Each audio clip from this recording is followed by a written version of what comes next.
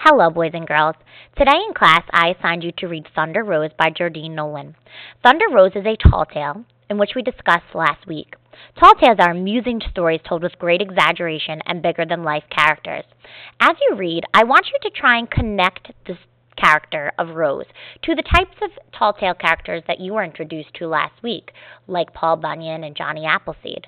Think of how Rose is an exaggerated and larger-than-life character.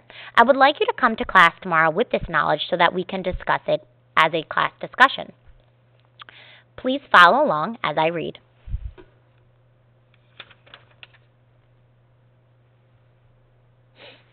Rose was the first child born free and easy to Jackson and Millicent MacRudder. I recall most vividly the night she came into this world. Hailing rain, flashing lightning, and booming thunder pounded the door, inviting themselves in for the blessed event.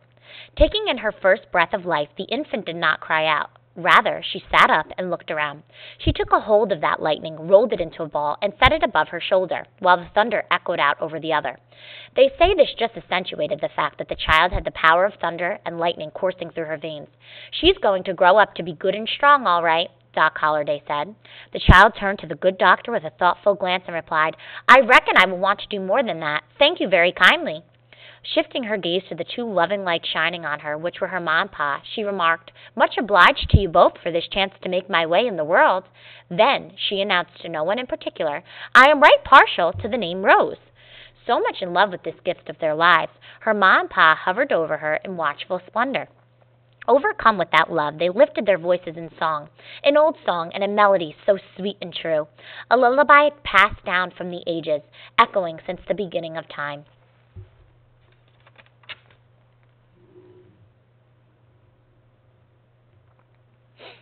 "There is a music ringing so sweetly in my ears," the newborn exclaimed. "It's giving me a fortunate feeling, rumbling deep in the pit of me. I'll register it here at the bullseye set in the center of my heart and see what I can do with it one day." Rose snored up plenty that first night, breathing on her own, rattling the rafters on the roof right along with the booming thunder. There was nothing quiet about her slumber. She seemed determined to be just as forceful as that storm. With the thunder and lightning keeping watch over her the rest of the night, her ma and pa just took to calling her Thunder Rose. The next morning, when the sun was high yellow in that billowy blue sky, Rose woke up hungry as a bear in spring, but not the least bit ornery. Minding her manners, she politely thanked her ma for the milk, but it was not enough to quench her hungry thirst. Rose preferred, instead, to drink her milk straight from the cow. Her ma was right grateful to have such a resourceful child. No other newborn had the utter strength to lift a whole cow clear over her head and almost drink it dry. In a moment's time, Rose did, and quite daintily so. She was as pretty as a picture, had the sweetest disposition, but don't let yourself be misled. That child was full of lightning and thunder. Out on that paper-bag brown, dusty, dry, wide-open space, Rose often was found humming a sweet little tune as she did her chores, and true to her word, Rose did more than grow good and strong. The 2-year-old became quite curious about the pile of scrap iron lying next to the barn. Rose took a good-sized piece, stretched it here, bent and twisted it there. She constructed a thunderbolt as black as pitch to punctuate her name. She called it coal. Wherever she went, coal was always by her side. Noticing how skilled Rose was with the metal, her pa made sure there was an extra supply of it always around. At the age of 5, Rose did a commendable job of staking the fence without a bit of help. During her 8th and 9th years, Rose assembled some iron beams together with the wood blocks she used to help with and constructed a building tall enough to scrape the sky, always humming as she worked. By the time she turned 12, Rose had perfected her metal-bending practices. She formed delicately shaped alphabet letters to help the young ones learn to read. For his birthday, Rose presented her pa with a branding iron, a circle with a big M.A.C. for MacRudder in the middle, just in time, too, because a herd of quick-tempered longhorn steer was stampeding its way up from the Rio Grande. They were plowing a path straight toward her front door. Rose performed an eye-catching wonder, the likes of which was something to see. Running lightning fast toward the herd, using coal for support, Rose vaulted into the air and landed on the back of the biggest lead steer like he was a merry-go-round pony. Like he was a merry-go-round pony. Grabbing a horn in each hand, Rose twisted that varmint to a complete halt. It was just enough to restrain the top bull and the rest of the herd. But I believe what touched that critter's heart was when Rose began humming her little tune. That cantankerous ton of beef was restless no more. He became as playful as a kitten, and even tried to purr. Rose named him Tatter, on account of that was his favorite vegetable. Hearing Rose's lullaby put that considerable creature to sleep was the sweetest thing I had witnessed in a long, long time. After the dust had settled, Ma and Pa counted 2,700 head of cattle after they added in the 500 they had already had. Using the scrap iron, Rose had to add a new section to the bullpen to hold them all. "What did you do to the wire, Rose?" Ma asked, surprised and pleased at her daughter's latest creation. "Oh, that?" she said. "While I was staking the fence, Pa asked me to keep little Barbara J company. That little twisty pattern seemed to make the baby laugh, so I like to think of it as a barber's wire." "That was right clever of you to be so entertaining to the little one like that," her ma said. Rose just blushed.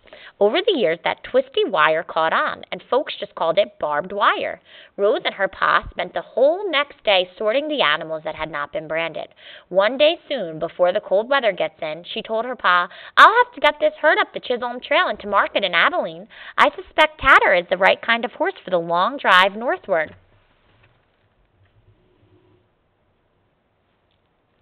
On Rose's first trip to Abilene, while right outside of Caldwell, that irascible, full of outrage and ear-outlaw Jesse Baines and his gang of desperados tried to rustle that herd away from Rose. Using the spare metal rod she always carried with her, Rose lassoed those hot-tempered hooligans up good and tight. She dropped them all off to jail, tied up in a nice, neat iron bow. It wasn't any trouble at all, she told Sheriff Weaver. Somebody had to put a stop to their thieving ways. But that wasn't the only thieving going on. That mighty sun was draining the moisture out of every living thing it touched. Even the rocks were crying out. Those clouds stood by and watched it all happen. They weren't even trying to be helpful.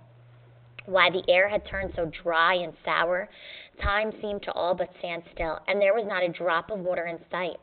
Steer will not move without water, and that was making those bulls mad, real mad. And when a bull gets angry, it's like a disease that's catching, making the rest of the herd mad too. Tatter was looking parched and mighty thirsty.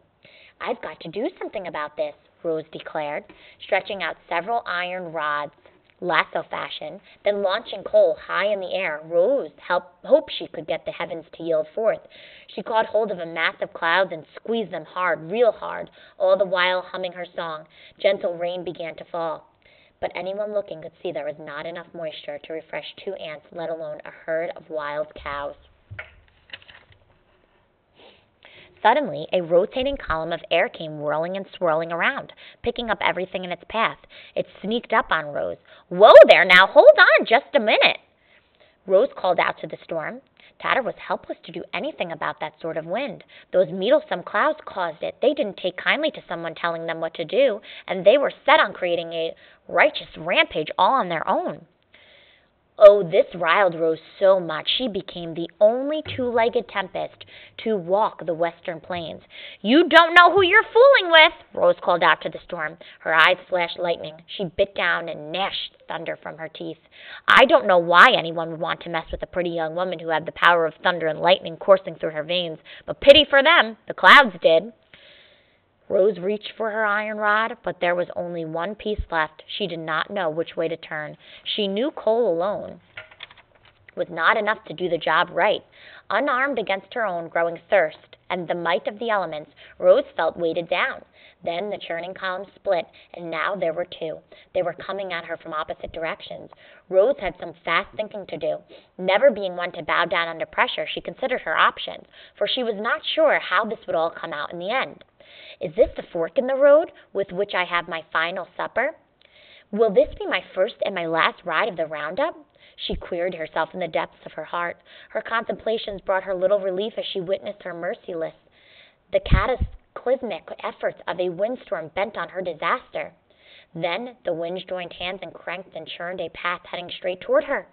Calmly, Rose spoke out loud to the storm as she stood alone to face the rack and ruin, the multiplying devastation.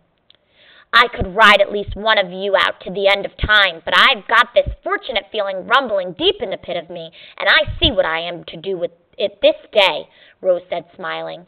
The wind belted at a rumbling pitch. Rose squarely faced that storm. Come and join me, winds! She opened her arms wide as if to embrace the torrent. She opened her mouth as if she were planning to take a good long drink, but from deep inside her she heard a melody so real and sweet and true.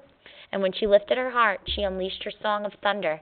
It was a sight to see, Rose making thunder and lightning rise and fall to the ground at her command at the sound of her song. Oh, how her voice rang out so clear and real and true. It rang from the mountain tops. It filled up the valleys.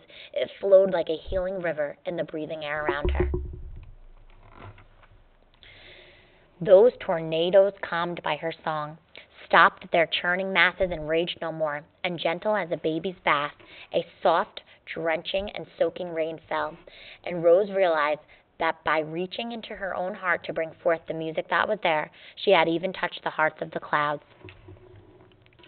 The stories of Rose's amazing abilities spread like wildfire, far and wide, and as sure as thunder follows lightning and sun follows rain, whenever you see a spark of light flash across a heavy, still gray sky, listen to the sound of the thunder and think of Thunder Rose and her song, that mighty, mighty song pressing on the bull's eye that was set at the center of her heart.